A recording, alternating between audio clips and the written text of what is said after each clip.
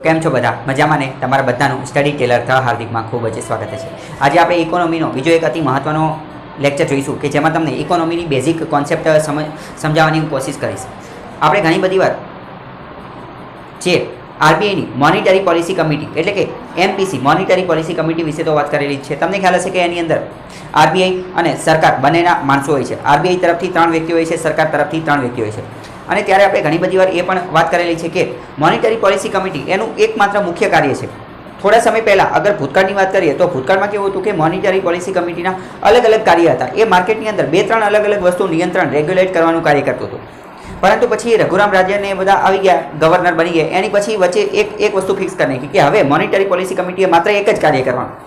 અને એ કયું કાર્ય? એ કાર્ય એ કે ઇન્ફ્લેશન માર્કેટની અંદર, બજારની અંદર ઇન્ફ્લેશન ભાવ વધારાને કંટ્રોલમાં કરવાનું। શું? ભાવ વધારાને કંટ્રોલમાં કરવાનું। અને મોનિટરી પોલિસી કમિટી ભાવ વધારો, ફુગાવો, ઇન્ફ્લેશનને કંટ્રોલ કરે છે। કેટલો કરે છે? તો કે 2 થી લઈને 6 ની વચ્ચે રાખે છે। 2 થી લઈને અને 6 ની વચ્ચે એટલે કે 4 plus or minus 2, 4 plus or minus 2% એટલે કે 2% થી લઈને 6% ની વચ્ચે। તો આજે આપણે જાણીશું કે મોનિટરી પોલિસી કમિટી એ અમુક રેટમાં ફેરફાર કરે છે, જેમ કે CRR, SLR આ બધું તમે સાંભળતા હશો, રેપો રેટ ને રિવર્સ રેપો રેટ ને। તો આજે એ બધા આપણે જોઈશું કે આનો મતલબ શું છે હકીકતમાં। એકવાર તમને આ બધું ખબર પડી જશે કે CRR શું છે, SLR શું છે, તો આની અંદરથી જે કોન્સેપ્ટ વાળા પ્રશ્ન પૂછાશે તો તમને ઓટોમેટિક ખબર પડી જશે। અને બીજું પણ FDIમાં આ લિમિટ વધારવામાં આવેલી અથવા તો કે બેંક દ્વારા આરબીઆઈ દ્વારા આવો નિર્ણય લેવામાં આવેલો તો એનો શું ઇમ્પેક્ટ, એની શું અસર પડશે એ પણ ખ્યાલ આવશે। તો આપણે પહેલાં એ જોઈએ। સૌથી પહેલાં સમજો, પહેલો એક રેટ છે એનું નામ છે CRR। What is CRR? CRR નો મતલબ થાય cache reserve ratio. Cache reserve ratio જે અત્યારે 3% છે। જે અત્યારે કેટલો છે? 3%। હવે જો CRR એટલે કે કેશ રિઝર્વ રેશિયો, એનો મતલબ શું? પહેલા તો કેશ એટલે કે પહેલા શબ્દ ઉપરથી જ ખબર પડી જાય છે કે કેશ પૈસા કેટલા કેમાં રાખવાના? કેશમાં રાખવાના। રિઝર્વ એટલે કે રિઝર્વ રાખવાના, જમા રાખવાના। રિઝર્વ એટલે તમને ખ્યાલ, આપણે બચત માટે રાખતા હોઈએ, ઇમરજન્સી માટે, તો એવી રીતે રિઝર્વ રાખવાના। અને રેશિયો એ એનો ગુણોત્તર। તો CRR નો મતલબ શું? બેંક દુનિયા છોડો, ભારતની અંદર જેટલી પણ બેંક છે, બરાબર, ભારતની અંદર જેટલી પણ બેંક, એ બધી બેંકે CRR જાળવવો ફરજિયાત છે। શું? CRR જાળવવો ફરજિયાત। What is CRR? એટલે કે એક દિવસની અંદર બેંક પાસે જેટલા પણ પૈસા જમા થાય છે, એક દિવસની અંદર બેંક પાસે જેટલા પણ પૈસા જમા થાય છે એમાંનો અમુક હિસ્સો એટલે કેટલો હિસ્સો? CRR જેટલો હિસ્સો। CRR અત્યારે 3% છે એટલે 3% જેટલો હિસ્સો બેંકે પોતાની પાસે રિઝર્વ રાખવાનો, પોતાની પાસે ફરજિયાત કેશમાં રાખવાનો, બરાબર। માની લો કે એક દિવસની અંદર બેંક પાસે 100 રૂપિયા જમા થયા। એક દિવસની અંદર બધા બેંક પાસે તો ઘણા બધા લોકો પૈસા જમા કરાવતા હોય, તો બધાએ ભેગા થઈને 100 રૂપિયા જમા કરે તો બેંકે 100 માંથી 3 રૂપિયા અલગ મૂકી દેવાના। પરંતુ તમે વિચારી શકો છો કે બેંક બહુ મોટી હોય કે એક દિવસમાં 100 રૂપિયા જ આવે એવું જરૂરી નહીં હોય, લાખો કરોડો રૂપિયા આવતા હોય, તો એ બધાના 3% અથવા તો CRR જેટલો પણ હોય એ CRR જેટલા પૈસા અલગ રાખી અને મૂકી દેવાના। તો એને કહેવાય કેશ રિઝર્વ રેશિયો। ફરજિયાત કેશમાં જ રાખવા જરૂરી છે, ફરજિયાત કેશમાં। અને આ જે CRR જે છે એ બેંકે આરબીઆઈ પાસે જમા કરાવવાનો હોય અને ડેલી બેઝિસ ઉપર જાળવવાનો હોય, બરાબર, અને આરબીઆઈ પાસે જમા કરવાનો હોય। તો આ CRR એટલે તમને ખ્યાલ આવી જોઈએ કે બધી જ બેંકોએ જાળવવાનો હોય, કેશમાં જાળવવાનો હોય। શા માટે? જેટલી પણ ડિપોઝિટ થયેલી હોય કે જે ડિપોઝિટ થયેલી હોય એને કહેવાય NDTL। NDTL નો મતલબ શું? કે net demand end time liability. Net demand end time liability એટલે કે જે પણ વ્યક્તિના બેંક એકાઉન્ટમાં, સેવિંગ એકાઉન્ટમાં જમા થયા હોય, કરંટ એકાઉન્ટમાં કે પછી ટાઈમ એકાઉન્ટમાં, કોઈ પણ FD, કોઈ ફિક્સ ડિપોઝિટ, બેંક પાસે જેટલા પણ પૈસા આવે એમાંના CRR જેટલા ટકા હોય એટલા પૈસા બેંકે કેશમાં રાખી દેવાના, એને કહેવાય CRR। તમને પ્રશ્ન થાય કે આવું શા માટે રાખેલું છે? તો આવું જનરલી એટલા માટે રાખેલું હોય કે કદાચ જ્યારે બેંક રનની પરિસ્થિતિ સર્જાઈ ગઈ, ક્યારે bank run? What is bank run? Bank run એટલે કે જ્યારે અમુક વાર કોઈ ફેક ન્યૂઝ આવી ગઈ હોય અથવા કંઈક એવી ન્યૂઝ આવી ગઈ હોય કે જેના કારણે લોકોને એવું થઈ જાય કે આ બેંક તો બંધ થઈ જશે, આ બેંક તો ઉઠી જશે, મારા પૈસા જે છે એ બરબાદ થઈ જશે, અને બધા લોકો એક સાથે બેંકમાં જતા રહે પોતાના પૈસા પાછા લેવા માટે, બધા લોકો પોતાના પૈસા પાછા લેવા માટે બેંક પાસે જતા રહે। તો ત્યારે આવી પરિસ્થિતિની અંદર બેંક પાસે આવા જો પૈસા કેશમાં પડેલા હોય તો તાત્કાલિક બધાને દઈ દે કે સારું તમારો પૈસા લેવો અને હવે નીકળો અહીંથી, બરાબર। તો એટલે કે બેંક પાસે એવું કંઈક અનામત હોવું જોઈએ, નહીં તો પછી હવે બેંક પાસે પૈસા ન હોય તો પછી એક તો ઓલરેડી તે લોકોને વિશ્વાસ ન હોય, કારણ કે લોકો ન્યૂઝમાં કંઈક ફેક ન્યૂઝ કે એવું કંઈક જોઈને તેમને ખબર પડી હોય કે મારા પૈસા ખતરામાં છે, અને ત્યાં જઈને વળી પાછી બેંક એમ કહે કે ના પૈસા નથી, અત્યારે નહીં મળે, તો એમને વિશ્વાસ આવી જાય, બરાબર। તો CRR એટલે ખ્યાલ આવજો। બીજો આની જેવો એક રેટ છે SLR। What is SLR? SLR એટલે કે statutory liquidity ratio. Statutory liquidity ratio આ જનરલી 17% ની આજુબાજુમાં હોય છે। કેટલા ટકા છે એ આપણી માટે મહત્વનું નથી, પરંતુ આની અંદર શું હોય? તો આની અંદર પણ અમુક પ્રકારના પૈસા જે છે એ રાખવાના, પરંતુ આની અંદર જે પૈસા રાખવાના હોય એ બેંકે પોતાની પાસે રાખવાના હોય। CRR માં ક્યાં રાખવાના હોય? CRR માં બેંક આરબીઆઈ પાસે રાખવાના હોય, આરબીઆઈ પાસે જમા કરવાના હોય। SLR માં ક્યાં રાખવાના હોય? બેંકે પોતાની પાસે રાખવાના હોય। પરંતુ SLR માં શું છે? SLR ની અંદર એવો નિયમ છે કે કેશ રાખવા જરૂરી નથી. જો કે કેશ રાખે તો એ કઈ વાંધો નથી, કોઈ ના પડે નહીં, બરાબર, બેંકના પૈસા હોય એને મજા આવે એવું રીતે રાખે. પરંતુ CRR માં તો ફરજિયાત કેશ જ રાખવાના. SLR માં એ ગોલ્ડ સ્વરૂપે પણ રાખી શકે છે, જીસેક સ્વરૂપે પણ રાખી શકે છે. મતલબ કે ગોલ્ડ અને જીસેક એમાં પણ રાખી શકે છે, કેશમાં પણ રાખી શકે છે, પરંતુ આમાં પણ રાખી શકે. આમાં ફરજિયાત કેશ રાખવા જરૂરી છે. તમને પ્રશ્ન થાય કે ગોલ્ડ અને જીસેકમાં બેંક શું લેવા રાખે? તો એનું કારણ એ છે કે જો બેંક જે છે એ કદાચ ગોલ્ડ અને જીસેકમાં રાખે તો એને થોડું ઘણું રિટર્ન મળી શકે. What is return? રિટર્ન એટલે કે વ્યાજ, થોડું ઘણું ઇન્ટરેસ્ટ મળી શકે, થોડું ઘણું વ્યાજ મળી શકે. ગોલ્ડનો ભાવ, સોનાનો ભાવ બજારની અંદર વધશે તો એની કિંમત પણ વધશે.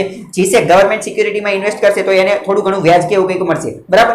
એટલે બેંકને એવું લાગે કે એમને કેશમાં રાખવાથી તો પૈસા કંઈ કામ આવવાના નથી, તો એની કરતાં કંઈક રિટર્ન જનરેટ થાય એવું કંઈક કરીએ તો ગોલ્ડમાં અને જીસેકમાં ઇન્વેસ્ટ કરશે, બરાબર. તો આ જનરલી 17% આજુબાજુમાં હોય છે અને આ 3% આજુબાજુમાં. તો આવી રીતે કંઈક વસ્તુ હોય છે. તો ફરજિયાત બેંકે આટલા પૈસા કેશ રાખવા પડે. હવે આપણે ત્રીજા નંબરનો રેટ જોઈએ,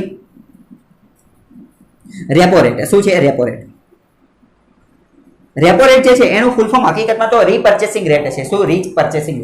રી એટલે ફરીથી, પરચેસિંગ એટલે કે ખરીદવું, ફરીથી ખરીદવા માટેનો રેટ. તો રેપો રેટ, રીપર્ચેસિંગ રેટ, એનો મતલબ શું થાય? તો એનો મતલબ કંઈક એવો થાય કે જ્યારે RBI ફોર એક્ઝામ્પલ માની લો કે SBI કોઈ બેંક છે, બરાબર, SBI બેંક. હવે SBI બેંક છે એને ઘણા બધા લોકોને એક સાથે લોન આપી છે. SBI ઘણા બધા લોકોને એક સાથે લોન આપી છે, ઘણા બધા લોકોને એક સાથે લોન આપી. પરંતુ SBI પાસે પૈસા નથી. SBI પાસે પૈસા નથી કારણ કે અમુક CRR માં રાખી દીધા, અમુક SLR માં રાખી દીધા, બધા અલગ અલગ જગ્યાએથી રાખી દીધા. તો હવે SBI પાસે 4-5 જણા એકારે આવી ગયા લોન લેવા માટે, લાખો કરોડો રૂપિયાની.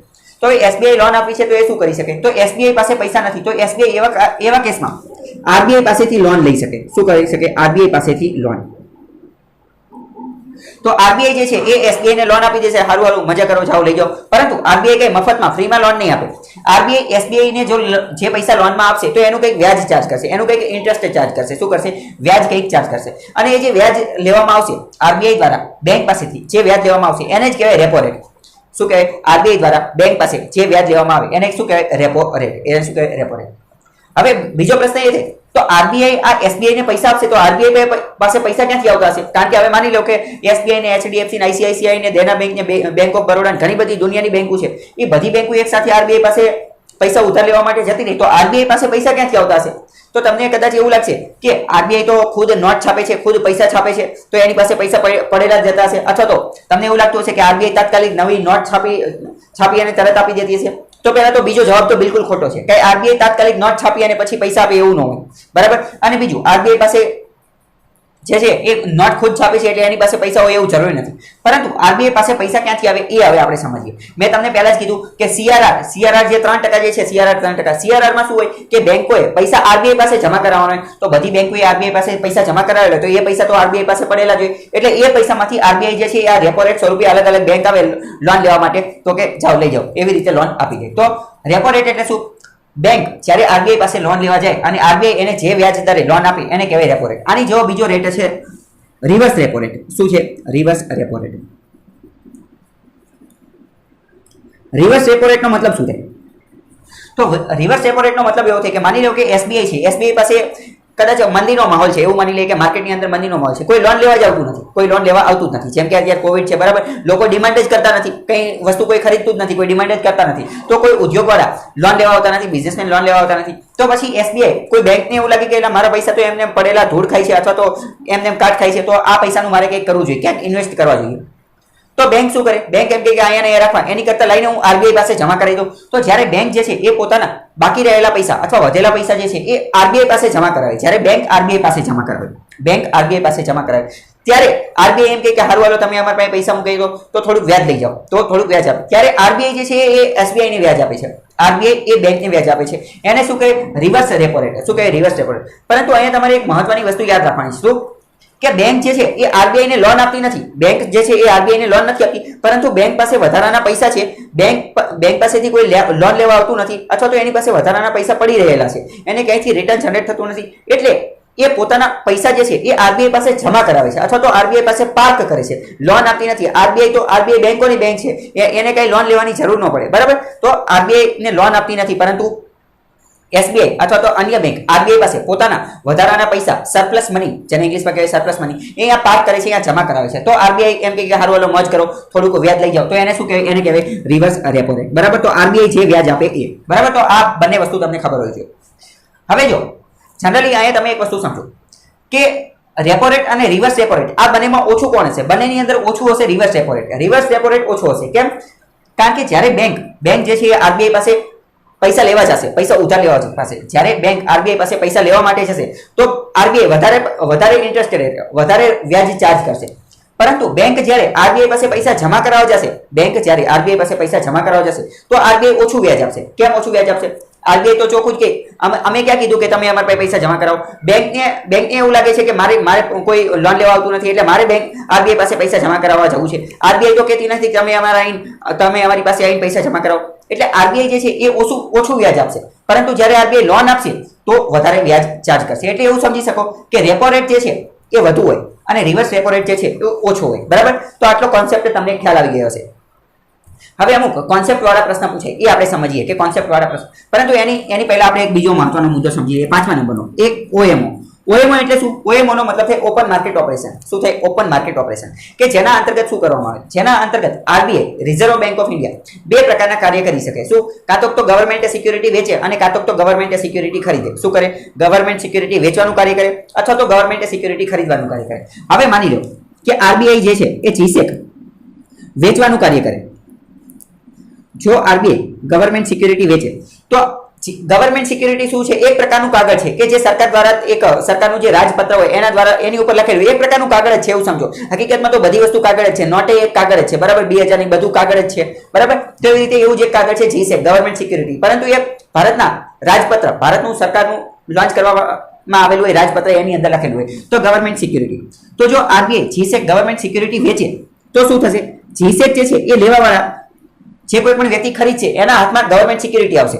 તો જે ખરીદવા વાળો વ્યક્તિ જે છે એ આરબીઆઈ ને શું આપશે? એ આરબીઆઈ ને પૈસા આપશે. તો આરબીઆઈ ગવર્મેન્ટ સિક્યુરિટી વેચશે, આરબીઆઈ પાસે શું આવશે? પૈસા આવશે. આરબીઆઈ પાસે પૈસા આવશે. તો એના કારણે શું થશે? માર્કેટની અંદર પૈસા ઘટી જશે. માર્કેટની અંદર પૈસા શું થશે? માર્કેટમાં પૈસા ઘટશે. જો આ વસ્તુ તમારે સમજવાની છે. આરબીઆઈ જો ગવર્મેન્ટ સિક્યુરિટી વેચશે, ગવર્મેન્ટ સિક્યુરિટી, તો ગવર્મેન્ટ સિક્યુરિટીનું કાગળ જે છે એ જે ખરીદવા વાળો જે છે અથવા તો માર્કેટની અંદર આવી જશે. માર્કેટની અંદર ગવર્મેન્ટ સિક્યુરિટી વધી જશે અને પૈસા જે છે એ ઘટશે. કેમ? કારણ કે જે ખરીદવા વાળા લોકો જે છે એ પૈસાથી તો ખરીદશે.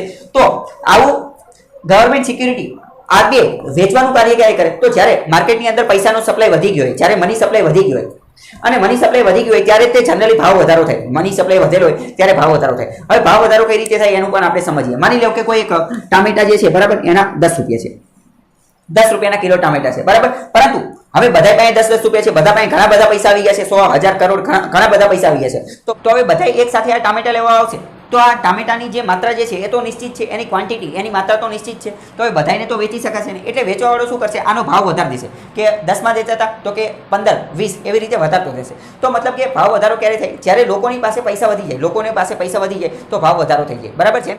તો આવી રીતે ભાવ વધારો થઈ શકે છે. તો ભાવ વધારો એટલે શું? ભાવ વધારો ક્યારે થાય? જ્યારે લોકોની પાસે પૈસા વધી જાય ત્યારે ભાવ વધારો થઈ જાય છે. અને ભાવમાં ઘટાડો પણ થઈ શકે. ભાવમાં ઘટાડો ક્યારે થઈ શકે? જ્યારે લોકો પાસે પૈસા ન હોય ત્યારે.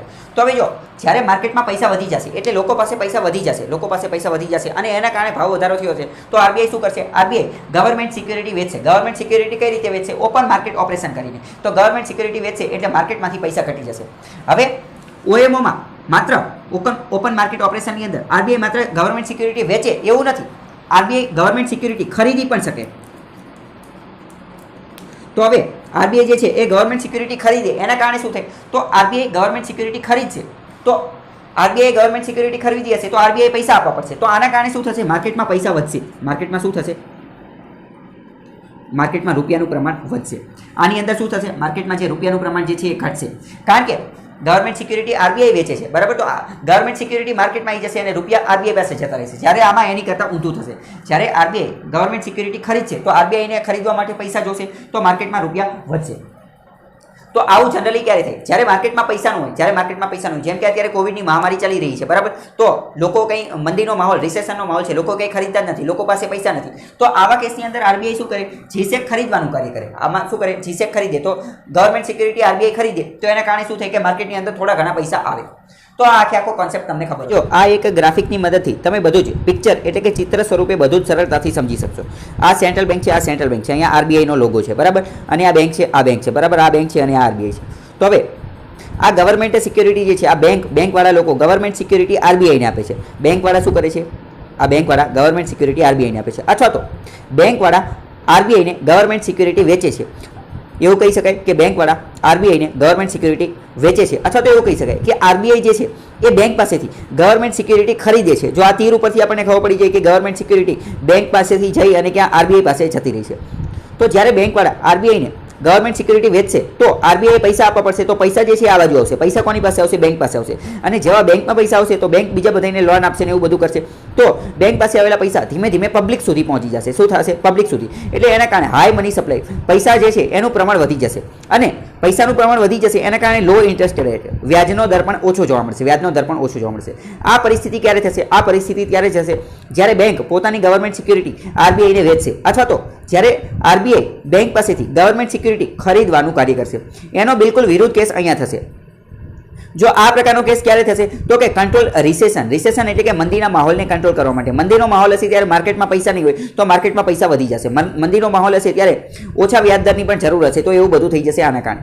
બીજો કેસમાં શું થઈ શકે? તો બીજા કેસની અંદર સેન્ટ્રલ બેંક એટલે કે આરબીઆઈ જે છે એ ગવર્મેન્ટ સિક્યુરિટી વેચવાનું કાર્ય કરે. તો હવે માની લો કે આરબીઆઈ ગવર્મેન્ટ સિક્યુરિટી વેચે બેંકને. આ RBI central bank government security વેચે છે બેંકને.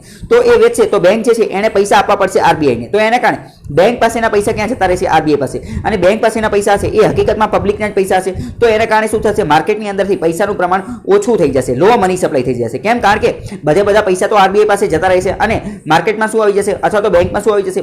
બેંકમાં આવી જશે ગવર્મેન્ટ સિક્યુરિટી, અને પૈસા બધા જતા રહેશે આરબીઆઈ પાસે. તો એના કારણે લો મની સપ્લાય થશે, અને લો મની સપ્લાય હશે એટલે વ્યાજના દરમાં વધારો થશે. આવું ક્યારે કરવામાં આવે? આવું કંટ્રોલ ઇન્ફ્લેશન, ભાવ વધારાને ફુગાવાને કંટ્રોલમાં કરવા માટે. બરાબર, આ ગ્રાફિકને તમે 2-3 વાર જોઈ લેવો, અથવા તો એકવાર પોઝ કરી અને શાંતિથી જોઈ લો, એટલે તમારો કોન્સેપ્ટ એકદમ ક્લિયર થઈ જાય. તો જો પરીક્ષામાં જનરલી કેવા પ્રશ્ન પૂછાતો હોય એ આપણે થોડું સમજવાની કોશિશ કરીએ.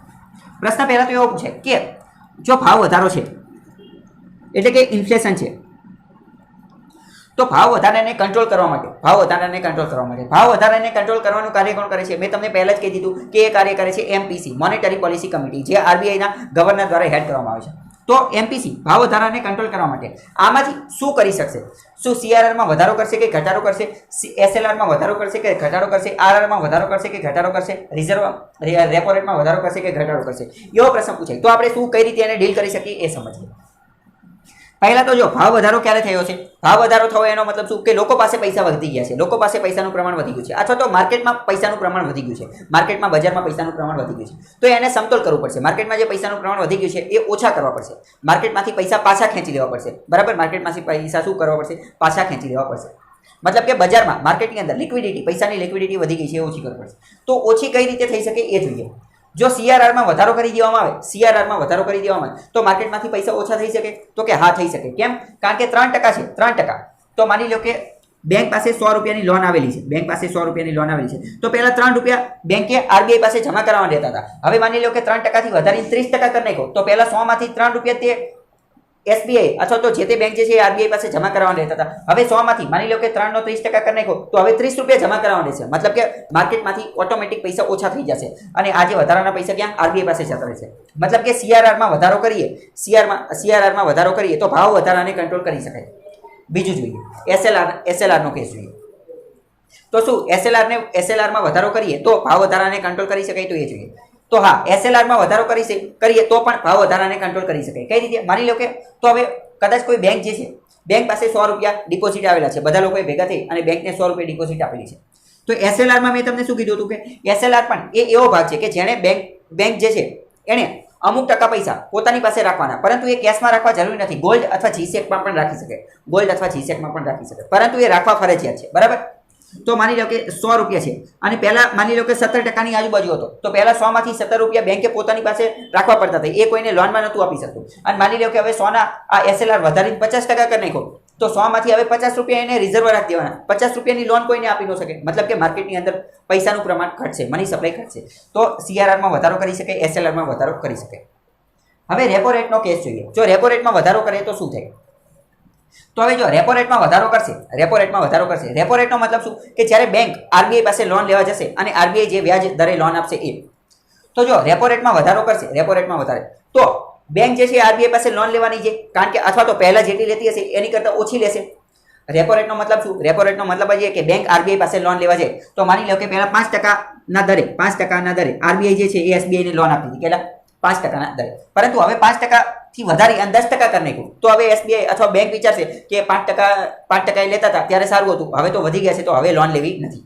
મતલબ કે મની સપ્લાય, પૈસાનું પ્રમાણ જે છે એ ઘટશે. તો હા, રેપો રેટમાં પણ વધારો કરી શકે, રેપો રેટમાં પણ વધારો કરી શકે. હવે જો રિવર્સ રેપો રેટનું સમજીએ. રિવર્સ રેપો રેટમાં વધારો કરીએ તો શું થાય? અહીંયા આ મહત્વનો પોઈન્ટ છે, આ તમે સમજવાની. ઘણા બધા લોકોને એ કન્ફ્યુઝ થતું હશે. રિવર્સ રેપો રેટમાં વધારો કરીએ તો શું થાય? તો રિવર્સ રેપો રેટમાં જો વધારો કરીશું તો પણ ભાવ વધારાને કંટ્રોલ કરી શકાશે, ઇન્ફ્લેશનને કંટ્રોલ કરી શકાશે. કઈ રીતે? કારણ કે જો રિવર્સ રેપો રેટમાં વધારો કરવામાં આવશે, રિવર્સ રેપો રેટમાં વધારો કરવામાં આવશે તો બેંક શું વિચારશે? એસબીઆઈ જે છે એ બેંક એવું વિચારશે કે મારે કસ્ટમરને પૈસા આપવા છે, કસ્ટમરને જો કોઈ લોન સ્વરૂપે પૈસા આપશે તો એમાં ઘણી બધી રિસ્ક રહેલી છે. એ વ્યક્તિ જે છે એ બેંકને પૈસા જમા કરાવે, ન કરાવે, ગીરવે રાખેલું હોય તો ઘણી બધી સમસ્યા રહેલી છે. તો જો રિવર્સ રેપો રેટમાં વધારો કરવામાં આવશે, રિવર્સ રેપો રેટમાં, તો બેંક ડાયરેક્ટ જ એવું વિચારશે કે રિવર્સ રેપો રેટમાં જ વધારો કરેલો છે તો હું કસ્ટમરને પૈસા આપું, વ્યાજે લોને આપું, એની કરતાં હું ડાયરેક્ટ તે આરબીઆઈને તે લોનમાં આપી દઉં. એટલે બેંક શું વિચારશે? બેંક ડાયરેક્ટ એવું વિચારશે કે મારે આરબીઆઈને તે પૈસા આપી દેવા છે, કારણ કે રિઝર્વ રેપો રેટમાં જ વધારો કરેલો છે. અને રિઝર્વ રેપો રેટ એટલે મેં તમને પહેલા જ કીધું હતું કે રિઝર્વ રેપો રેટનો મતલબ શું કે બેંક જે છે, બેંક એ પોતાના વધારાના પૈસા, સરપ્લસ મની આરબીઆઈ પાસે જ્યારે જમા કરાવે, પાર્ક કરે ત્યારે આરબીઆઈ એને થોડુંક વ્યાજ આપી દે તો એને કહેવાય રિઝર્વ રેપો રેટ. તો એ વધારો કરે, એમાં વધારો કરે તો પણ શું થશે? બેંક બધી આ પૈસા જમા કરાવી દેશે તો આના કારણે પણ ઇન્ફ્લેશનને કંટ્રોલ કરી શકાશે. બરાબર? તો ચારે ચાર વસ્તુ મોસ્ટ આઈમ્પી અથવા તો યાદ રાખવું હોય તો એવી રીતે યાદ રાખી લો કે જો માર્કેટમાં ભાવ વધારાને કંટ્રોલ કરવું હોય તો આ ચારેયમાં વધારો કરી દેવાનો. સીઆરઆરમાં વધારો કરી દેવાનો, એસએલઆરમાં વધારો કરી દેવાનો, રેપો રેટમાં વધારો કરી દેવાનો અને રિવર્સ રેપો રેટમાં બધામાં વધારો કરી દેવાનો. ઘણા બધા લોકોને પ્રથમ 3 પોઈન્ટ સમજાઈ જતા હોય છે પરંતુ ચોથો પોઈન્ટ સમજાતો નથી હોતો. તો મેં એ તમને સમજાવી દીધો. કેમ? કારણ કે તો બેંક એવું વિચારશે કે હું કસ્ટમરને પૈસા આપું લોને, એની કરતાં તો હું આરબીઆઈ પાસે તે પૈસા જમા કરાવી દઉં, કારણ કે ત્યાં પણ મને વ્યાજ મળી જશે અને ત્યાં રિસ્ક પણ રહેશે નહીં, એટલું બધું રિસ્ક પણ રહેશે નહીં. તો હવે જો પરીક્ષામાં આ જે મેં તમને સમજાવ્યું એની અંદરથી તે વિધાનવાળા વાક્ય પૂછાતા હોય, અમુક રીતે ગૂંચવી અને પૂછી લે. જેમ કે એવો પૂછાય છે કે માર્કેટમાં ભાવ વધારો છે, તો આરબીઆઈ શું કરશે અથવા શું કરી શકશે? ઇટ કેન ડુ, એટલે કે હવે એ તો ગમે એ કરી શકે. તો આમાં વિધાનવાળા આપી દે કે સીઆરઆરમાં ઘટાડો કરશે. તો હવે ભાવ વધારો હોય તો સીઆરઆરમાં ઘટાડો કરે તો એ વાત તો ખોટી. અત્યારે આપણે સાબિત કર્યું. હવે માની લો કે સીઆરઆરમાં ઘટાડો કરશે તો માર્કેટની અંદર પૈસાનું પ્રમાણ વધી જશે, મની સપ્લાય વધી જશે. કઈ રીતે વધી જશે? માની લો કે અત્યારે 3% છે તો અત્યારે બેંકે 3% પૈસા કેશમાં રાખી લેવા પડે છે, પોતાની પાસે મર્યાદિત રિઝર્વ રાખવા પડશે. એ કોઈને લોન ન આપી શકે તો 3%થી ઘટાડીને 2% કરી નાખે તો પહેલા 3 રૂપિયા રાખી મૂકવા પડતા હતા, હવે 2 રૂપિયા જ રાખી મૂકવા પડશે. તો એની કરતાં તો શું થઈ છે? માર્કેટમાં મની સપ્લાય વધી જશે. તો સીઆરઆરમાં એક ઘટાડો ન કરી શકાય, કારણ કે ઘટાડો કરશે તો મની સપ્લાય વધશે. બરાબર? તો એ બધી જ વસ્તુ તમે આમાં પણ એ રીતે વિચારી શકો છો. આ કોન્સેપ્ટ તમારા મગજની અંદર ક્લિયર હોવો જોઈએ. હવે અત્યારે હાલમાં આરબીઆઈના કયા કયા રેટ છે એ બધા તમે અહીંયા જોઈ શકો છો કે રેપો રેટ કેટલો છે, રિવર્સ રેપો રેટ કેટલો છે, સીઆરઆર કેટલો છે, એસએલઆર કેટલો છે, એ બધા તમે અહીંયા જોઈ શકો છો. બરાબર?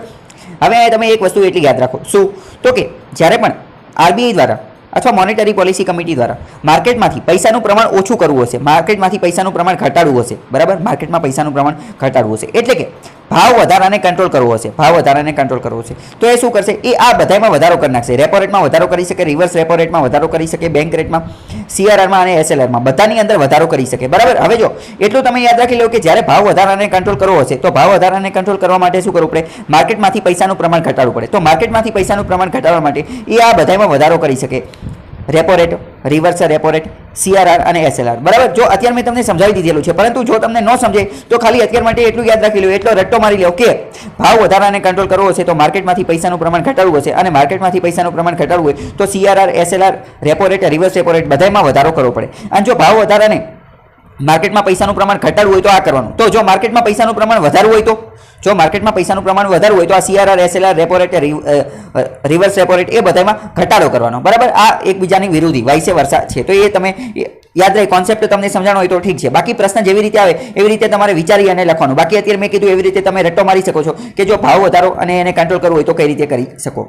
હવે જો અહીંયા આજે રેપો રેટ અને રિવર્સ રેપો રેટ જે છે આ બંને રેટ જે છે એ 14 દિવસ માટે હોય છે. એટલે કે જ્યારે રેપો રેટમાં આપણે શું સમજેલા હતા કે જ્યારે બેંક આરબીઆઈ પાસેથી લોન લે બેંક આરબીઆઈ પાસેથી લોન લે અને આરબીઆઈ બેંક પાસે જે વ્યાજ ચાર્જ કરે એને રેપો રેટ કહેવાય. અને રિવર્સ રેપો રેટ એટલે કે આરબીઆઈ રિવર્સ રેપો રેટ એટલે કે કોઈ પણ બેંક પોતાના વધારાના પૈસા સરપ્લસ મની જ્યારે આરબીઆઈ પાસે પાર્ક કરે, આરબીઆઈ પાસે જમા કરાવે અને આરબીઆઈ જે વ્યાજ આપે એને કહેવાય રિવર્સ રેપો રેટ. તો આ બંને જે છે એ 14 દિવસ સુધીના હોય છે, એટલે કે ટૂંકા ગાળા માટેની લોન છે. આ બંને જે છે એ વ્યાજ દર કોની માટેના છે? ટૂંકા ગાળા માટેના. ટૂંકો ગાળો એટલે કેટલો ગાળો? તો કે 14 દિવસ સુધીના. બરાબર. બીજા બે અતિ મહત્વના કોન્સેપ્ટ સમજી લઈએ કે એમએસએફનો મતલબ શું થાય. એમએસએફનો મતલબ થાય માર્જિનલ સ્ટેન્ડિંગ ફેસિલિટી. એમએસએફનો મતલબ શું થાય? Marginal standing facility. આના અંતર્ગત શું હોય કે હવે માની લો કે બેંક જે છે, બેંકને તાત્કાલિક પૈસાની જરૂર પડી ગઈ છે. કોઈ બેંક જે છે એને તાત્કાલિક પૈસાની જરૂર પડી ગઈ છે, 24 કલાક માટે તાત્કાલિકની પૈસા જરૂર પડી. તો ઓવરનાઇટ એટલે કે એક રાત માટે તે પૈસા જોતા હોય, તાત્કાલિક ઓવરનાઇટ 24 કલાક માટે બેંકને પૈસા જોતા હોય અને બેંક પાસે ગીરવી રાખવા માટે કંઈ નથી, તો બેંક શું કરે? બેંક અમુક કેસની અંદર આ જે એસએલઆરની અંદર જે ગોલ્ડ અથવા જીસેક જે સિક્યુરિટી જે છે, ગવર્મેન્ટ સિક્યુરિટી, એસએલઆરની અંદર જે ગોલ્ડ અથવા ગવર્મેન્ટ સિક્યુરિટી જે છે, તો આ એસએલઆરના કોટાની એસએલઆરમાં રાખેલી ગવર્મેન્ટ સિક્યુરિટી આરબીઆઈ પાસે જમા કરાવે. કોઈ પણ બેંક શું કરે? એસએલઆરમાં રહેલી ગવર્મેન્ટ સિક્યુરિટી આરબીઆઈ પાસે જમા કરાવે અને તાત્કાલિક થોડા સમય માટે લોન લે, થોડા સમય માટે પૈસા લે, તો ત્યારે એને શું કહેવાય? Marginal standing facility. Marginal standing ફેસિલિટીનો મતલબ શું? માર્જિનલ સ્ટેન્ડિંગ ફેસિલિટીનો મતલબ જ કે આ જે ગવર્મેન્ટ સિક્યુરિટી એસએલઆરના કોટાની ગવર્મેન્ટ સિક્યુરિટી ગીરવે રાખે આરબીઆઈ પાસે અને જે લોન લે એને કહેવાય માર્જિનલ સ્ટેન્ડિંગ ફેસિલિટી. તો આ તમને ખબર હશે. બીજો એક વર્ડ સમજીએ કે કોલ મની. કોલ મનીનો મતલબ શું થાય? તો કોલ મનીનો મતલબ શું થાય? તો કે જ્યારે બે બેંક જો હવે આમાં આરબીઆઈનો કોઈ રોલ નથી, બે અલગ અલગ બેંક છે. માની લો કે એસબીઆઈ અને દેના બેંક અથવા એસબીઆઈ અને બીઓબી અથવા તો એક્સિસ બેંક અને એચડીએફસી બેંક, આવી જે અંદરો અંદર બેંક છે એ બેંકવાળા અંદરો અંદર જ કંઈક સમજી લે. એક બેંકને માની લો કે એસબીઆઈને પૈસાની જરૂર છે, તાત્કાલિક કોઈ વ્યક્તિ 50 લાખ રૂપિયા ઉપાડવાયો અને એસબીઆઈ કંઈક મારા પાસે અત્યારે કેશ નથી, તો એસબીઆઈ શું કરે કે કોઈ બીજી બેંક પાસેથી આજુબાજુ આ લાગતા વળગતા હોય તો એની પાસેથી કંઈક અરેન્જમેન્ટ કરે, કંઈક ગોઠવણ કરે. તો એસબીઆઈ એની બાજુમાં બીજી બેંક હોય એચડીએફસી કે, તો એને ફોન કરે બ્રાન્ચ મેનેજરને કે લેવન જોવો તો કે તમારી પાસે પૈસા છે.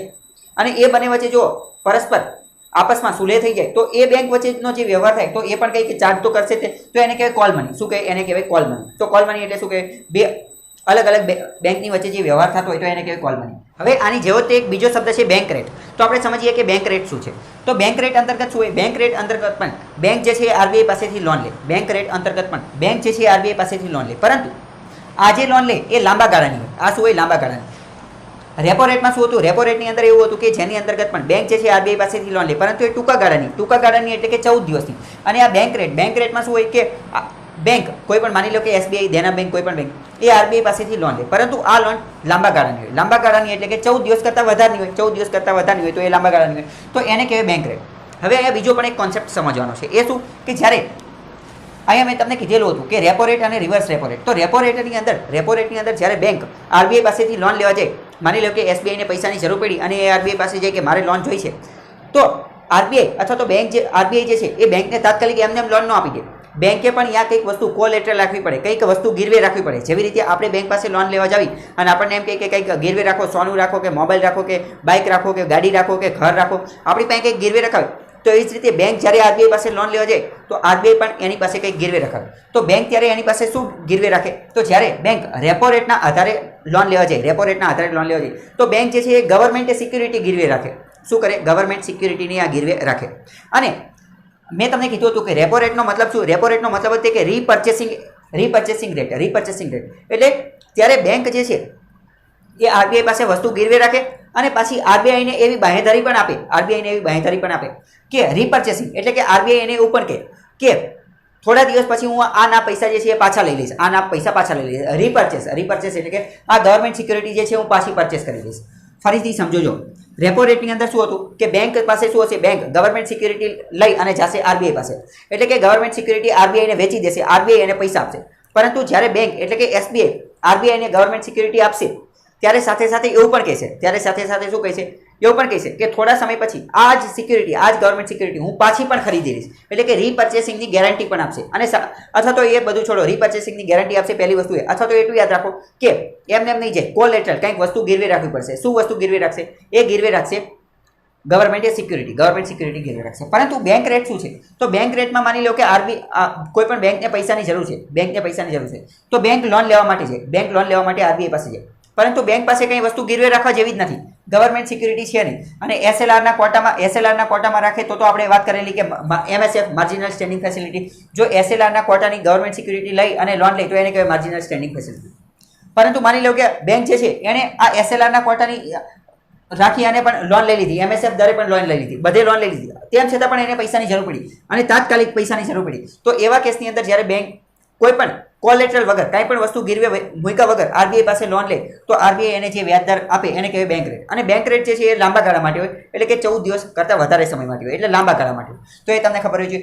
જો અહીંયા એ પણ યાદ રાખજો કે રેપો રેટ અને રિવર્સ રેપો રેટ અંતર્ગત જ્યારે લોન લેવામાં આવશે, આરબીઆઈ લોન લેશે અથવા આરબીઆઈ પોતાના વધારાના પૈસા રિઝર્વ બેંકમાં જમા કરાવશે, બંને કેસની અંદર ગવર્મેન્ટ સિક્યુરિટીની પણ આપલે થશે. ગવર્મેન્ટ સિક્યુરિટી પણ એક રીતે જો તમને ખ્યાલ હશે કે પહેલાના સમયમાં બાર્ટર સિસ્ટમ થતી હતી, તો હકીકતમાં અત્યારે પણ કંઈક એવું જ છે. અત્યારે પણ કંઈક એવું જ છે.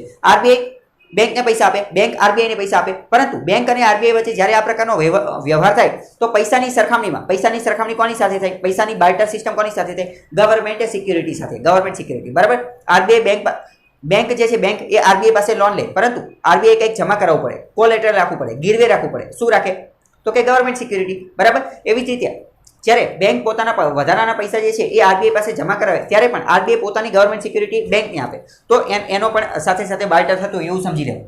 બેંક રેટ એટલે શું? લાંબા ગાળા માટે, પરંતુ કોઈ પણ વસ્તુ ગીરવે નહીં નાખવાની, નો કોલેટર. તો આ ખબર હોવી જોઈએ. હવે આપણે અત્યાર સુધી જે કંઈ પણ કોન્સેપ્ટ જોયા એના રિલેટેડ એક પ્રશ્ન જોઈએ કે જે યુપીએસસી 2020ની અંદર પૂછાઈ ગયેલો છે. યુપીએસસી 2020માં પ્રશ્ન પૂછાયેલો છે એ આપણે સમજીએ. શું કીધેલું છે કે આરબીઆઈ નક્કી કરે છે, શું નક્કી કરે છે કે જો આરબીઆઈ એક્સપાન્શનિસ્ટ મોનેટરી પોલિસી બનાવવાનું નક્કી કરે છે તો આરબીઆઈ શું નહીં કરે? Will not do. આરબીઆઈ નહીં કરે. કેની માટે? એક્સપાન્શનિસ્ટ મોનેટરી પોલિસી. એટલે કે આરબીઆઈની જો એવી ઈચ્છા હોય કે માર્કેટની અંદર, બજારની અંદર મની સપ્લાય વધી જાય, પૈસાનો સપ્લાય વધી જાય, એટલે કે એક્સપાન્ડ થઈ જાય. એક્સપાન્ડનો મતલબ વધારો થાય. જો માર્કેટની અંદર મોનેટરી પોલિસી, પૈસાનો વધારો થઈ જાય, માર્કેટમાં વધારે પૈસા આવે તો આરબીઆઈ શું નહીં કરે? Would it not do. શું નહીં કરે? તો પહેલી વસ્તુ તો એસએલઆરમાં ઘટાડો કરશે. પહેલી શું કહે છે? એસએલઆરમાં ઘટાડો કરશે. હવે જો તમે સમજો એસએલઆર શું હતું? એસએલઆર મેં તમને કીધું હતું કે એસએલઆર આ કંઈક એવા પૈસા છે, આ કંઈક એવો ટકા છે, આ કંઈક એવો રેશિયો છે કે જે બેંકે અનામત રાખવાનો હોય, બેંકે પોતાની પાસે રાખવાનો હોય, અને એ ગોલ્ડ, ગવર્મેન્ટ સિક્યુરિટી, કેશ કોઈ પણમાં રાખી શકે, પરંતુ આમાંથી લોન ન આપી શકે. એસએલઆર શું મતલબ? કે આ બેંકે પોતાની પાસે રાખવાનો, આ જમા કરીને રાખવાનો, બેંકે પોતાની પાસે રાખવાનો, આમાંથી લોન આપી શકાય નહીં. તો હવે જો એની અંદર ઘટાડો કરવામાં આવશે, તો માર્કેટમાં પૈસા વધશે. તો શું થશે? માર્કેટમાં પૈસા વધશે. એટલે પહેલી વસ્તુ કરશે નહીં, બરાબર. પહેલી વસ્તુ, કારણ કે એસએલઆરમાં તો કટ કરી શકાય નહીં. જો એસએલઆરમાં કટ કરશે તો શું થશે? એસએલઆર જો કટ કરે, એસએલઆરમાં કટ, તો માર્કેટની અંદર પૈસા વધશે. શું થશે? માર્કેટની અંદર પૈસા વધશે. અને આમાં શું કીધેલું છે કે આમાં પણ એ જ પૂછેલું છે આપણને કે એક્સપાન્શનિસ્ટ એટલે કે માર્કેટમાં પૈસા વધવા જોઈએ. તો હા, બરાબર. પહેલી વસ્તુ જે છે, પહેલી વસ્તુ કરશે તો માર્કેટમાં પૈસા વધશે. પહેલી વસ્તુ કરવાથી શું માર્કેટમાં, પરંતુ એમ કીધું છે કે ન કરવું જોઈએ. તો પહેલું તો કરશે તે. બીજું, હવે આપણે ત્રીજા નંબરનું વિધાન જોઈએ કે કટ ધ બેંક રેટ અને રેપો રેટ. જો બેંક રેટ અને રેપો રેટમાં કટ કરવામાં આવે, બેંક રેટ અને રેપો રેટ ઘટાડવામાં આવે તો શું થાય? તો બેંક રેટ અને રેપો રેટ એટલે હવે તમને ખ્યાલ આવી ગયો હશે, રેપો રેટ એટલે એ રેટ અથવા તો એ વ્યાજદર જેના કારણે બેંક જે છે આરબીઆઈ પાસેથી લોન લે છે. તો હવે જો આ ઘટાડવામાં આવે તો શું કરશે? આમાં ઘટાડો થશે તો બેંક આરબીઆઈ પાસેથી વધારે લોન લેશે. બેંક શું કરશે? આરબીઆઈ પાસેથી વધારે લોન લેશે, અને વધારે લોન લેશે તો પૈસામાં વધારો થઈ જશે, માર્કેટની અંદર પૈસા વધી જશે. તો ત્રીજું વિધાન પણ આવશે નહીં, બરાબર. કારણ કે આમાં તો શું કીધું છે કે નહીં કરે, પૈસા વધારવા માટે આરબીઆઈ નહીં કરે. તો ત્રીજું પણ નહીં કરે અને ત્રીજું કરશે અને પહેલું પણ કરશે. એટલે પહેલું અને ત્રીજું સાચું છે, પરંતુ આમાં આપણે કહેવાનું છે ખોટું. તો આપણો આન્સર ઓટોમેટિક થઈ જશે બી, કે increase the marginal standing facility rate. MSFનો રેટ જે છે એ વધારશે નહીં, પરંતુ ઘટાડશે, બરાબર. નીચે ઓપ્શન પણ આપેલા છે, તો આ તમને ખ્યાલ હોવો જોઈએ. બાકી હવે અહીંયા MSF એટલે શું? એટલે મેં કોન્સેપ્ટ તમને અત્યારે જ સમજાવી દીધો છે. MSF એટલે માર્જિનલ સ્ટેન્ડિંગ